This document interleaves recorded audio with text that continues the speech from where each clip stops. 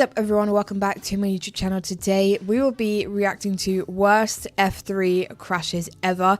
I am so looking forward to getting into this video. I haven't done any videos on F3 or F2 yet, but if you have been following this channel for a while, you'll know that well, even at the very beginning of this channel, I said when I was reacting to NASCAR for the first time, I reacted to the Netflix series, and I said the only motorsports that I watch are F1, F2, F3, and F1 Academy. I don't watch anything else.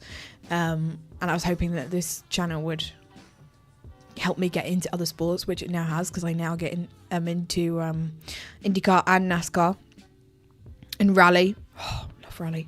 But yeah, so I haven't done any videos on F3 or F2 yet. But one of you requested that I do an F3 video, which when I saw the comment, I got really excited about it. I was like, oh, people actually want to see me like react to F3 and F2. So I am looking for, I don't know how many times I want to say that, but I am looking forward to this video. I am very much into F2 and F3. I have favorite drivers from both of the sports. So in this video, I'm probably gonna be like geeking out, or I'll be like, oh, I remember that crash, remember this one, remember that one. But yeah, let's just get straight into it. But before we do that, make sure you subscribe. Over half of you that are watching my videos are still not subscribed. Just hit the bell. It takes 2 seconds. And if you'd like to become a member on this channel and receive exclusive perks, you can also do that by hitting the join button down below. Right, let's go. These are 20 of the worst Formula 3 crashes ever. They do have some Prepare to see nasty smashes from recent years, as well as some from the archives you've definitely never seen before. Oh, this God. is Racer's Reverie, and these are the worst Formula 3 crashes ever. They do First just on our fly list up. is a moment from Oh, 2018. I was waiting for this. I thought this one was going to come up in this video. I was like, oh, they're probably going to put Sofia's crash in this. She like had a horrible crash where she flew literally through the air. I don't even know how to explain that, but it was terrifying, like watching the like when you see the footage they're about to show you. Oh, it's shocking. It's scary how these cars just take off into the air. Like, that's no exaggeration. The crash was so bad it made news stations that usually don't even cover motorsports. But when you see the crash, you'll see why. 17-year-old Sofia Flörsch was racing in the infamous Macau Grand Prix, known for hosting F3 every year.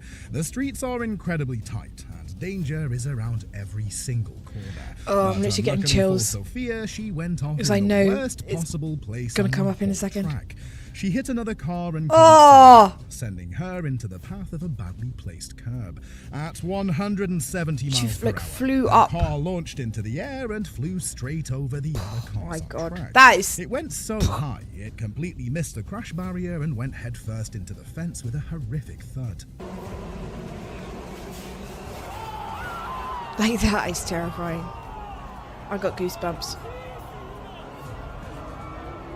Alexander Peroni was driving for Campos Racing in the first race of the weekend when his life flashed before his eyes. During the race, he went wide at the Parabolica corner, and unluckily for him, came like across how a broken they piece of sausage curb on the outside. Just fly he hit into it the air at like full that. speed, and it launched him into the air at an incredible angle, somersaulting mid-air and landing him on top of the barrier and into the fence.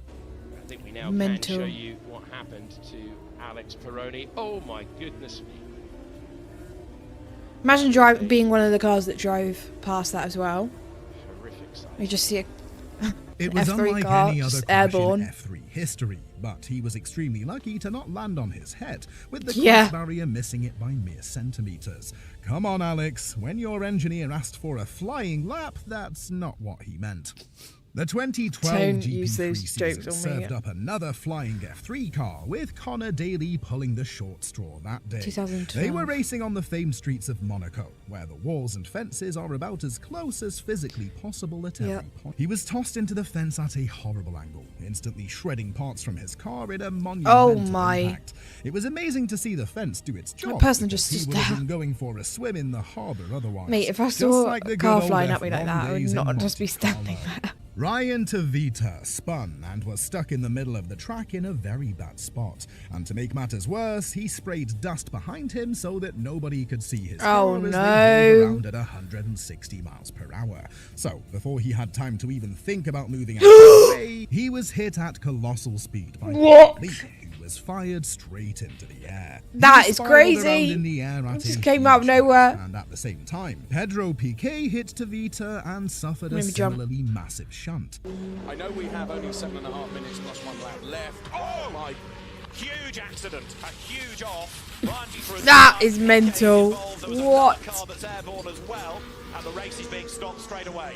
Well, yeah, it should be stopped straight away. This was one of the scariest crashes in modern motorsport. At the Norris Ring in 2018, Dan Tickham, everyone's favourite driver, well, favourite one to hate that is, stalled his car on the grid as the lights went out. But he's not the first driver to ever do this, so I guess we'll give him a pass. But it was Amir Vadianata who definitely doesn't deserve a pass. Everyone else absolutely ridiculous piece of driving. Because he managed to move out the way. Even the one that started right behind him. Just drive around it. He smashed straight into the stationary he just thought, no, incredible speed, I'll just keep causing driving. a devastating crash for both drivers. And while we're talking about crazy bits of racing, I remember this one. moment in the 2022 sprint race at Spa crossed the line too. This time it was Oliver Goethe. I started watching F3 in like end of 2021, so Maloney was racing Goethe hard around one of the highest speed corners on the entire track, which is fine if you give the other guy enough space. But they must have forgotten about that part, because they banged wheels and sent each other straight into the gravel. The two hit the wall at incredible speed, with Maloney hitting it almost head first and flipping over after a mega impact with the barrier, destroying his car in the process. We're heading back to the Macau Grand Prix for this next crash, courtesy of the 2014 edition of the F3 I'm scared. Classic. Pile up. The massive grid of cars made it through the first corner, but that was about as far as most of them got. Shot is crazy. The third and fourth place drivers ran each other into the wall on the outside of smacking the wall and one just drove up the wall. It blocked half the road and caused complete chaos for the whole pack behind them, creating a massive pile. Surely that's not going to be a yellow. The guy's waving yellow flags. That's got to be a red flag. Over the tire barrier, can't get around the track. In a very dangerous accident. Like Jolyon Palmer said, you have to be alert on a street circuit. But it's not just a street circuit you have to be alert on, because even the most unassuming pieces of racetrack can be absolutely deadly. And this was proven in the F3 race at Alton Park in 2016, when we witnessed one of the most shocking crashes in all of motorsport's history. It was the unfortunate Amir Vadianata again, who was attempting a perfectly safe overtake on a competitor on the straight, but as they approached a kink in the road, he got squeezed by his rival and lost control of his car. It dug into the grass and was instantly sent airborne as if it had been catapulted into the sky. Before his F1 days, Alexander Albon came up through the ranks and was racing in F3 in 2016, and in the Abu Dhabi round, he was shaken up by this bad impact. While going down the back straight, Albon was and started to lose control straight away. His car veered off the track at 150 miles per hour and he hit the barrier hard. As he smashed into the wall head first, his car spun around and got destroyed as it made contact with the barrier yet again in a secondary impact. Back to Spa for this next crash, and it's one of the worst in recent memory from the brutal track. My god, there's Driver fire. Konstantin Terestchenko was making his debut, and it didn't exactly go smoothly for the 20-year-old Russian. At the last chance, it looked like he completely forgot to brake and went sailing off the track. He hit the curb and it launched him into the air, barely knocking off any speed in the process. Giuliano Alesi, yes, the son of the ex-Ferrari F1 driver Jean Alesi, was racing at the Red Bull Ring in 2016 when he suffered this mega head-on crash in practice. As he was approaching turn 1, his brakes failed. He was sent straight on at the top of almost 180 miles per hour. That was high impact there. He had no choice but to hit the tyre barrier head first, causing a devastating crash for the young Frenchman as the car got the amount buried of in the whiplash tyres I just felt for him there. He's just, he's off the road! Huge crash for Alesi, who had just posted the second fastest time. Yeah, that was crazy. There were quite a lot of old ones in there. I thought I was going to be like, oh, I remember this, remember that. but no, there were loads from like the 2000s in there, which is quite interesting to watch. Like some of those crashes back in the day are just crazy. And I said at the beginning, I thought like, oh, in my head I was like, oh, they must put Sofia's crash in here, and then it was the first one. I was like, oh my god, that one was mental. The way she just, it's just the way that those cars take off so easily into the air. It's mental. So I might have to do a like worst F2 crashes video now. But that was good. I did enjoy that. So with that being said, if you have any other videos that you'd like me to react to, drop them in the comments. I'm working my way through everybody's suggestions at the moment.